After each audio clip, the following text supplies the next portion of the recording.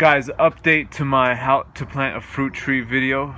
Last June 2018, I did a video on how to plant a fruit tree, and I chose a Pinkerton avocado, and this is what the tree looks like today, a little bit less than a year later.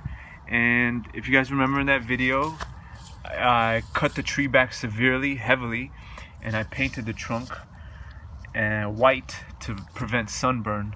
So if you take a look around this tree, everything that isn't white is new growth, and the tree has bounced back amazingly. It has shot out a lot of flowers. Hopefully we get a few avocados, and there's like very nice new growth here up at the top. The tree, I'd say, is about 3 feet tall, 3 or 4 feet tall. Yeah, it's grown back very vigorously and very nicely. I have added a heavy layer of mulch down there.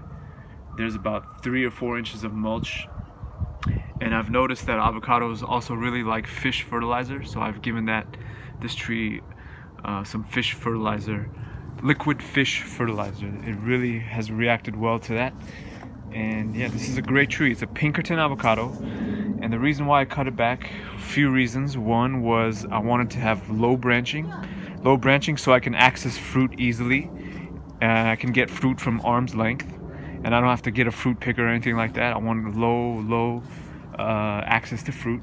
As you can look here, we've planted tomatoes and a few other things like kale and chard.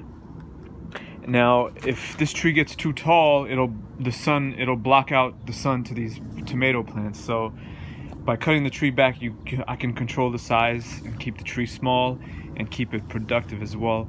And another reason why I cut the tree back is to give the roots a chance to establish themselves in the ground, and have them not think about supporting such a large branching structure of branches and leaves and these kind of things. So when you cut your tree back, at the time of planting, you give the roots a chance to really expand and get acclimated and adjusted, and not have to worry about, again, supporting in such a large branching structure. But yeah, now the tree has bounced back well. And I've also noticed avocados and mangoes too. This applies to mangoes. If you cut them back, they seem to bounce back very well. They seem to react very well to getting cut back severely.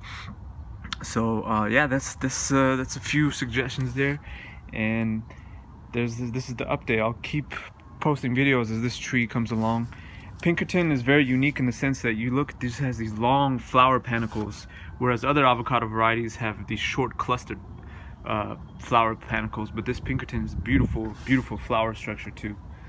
Alright guys, thank you for watching. Bye.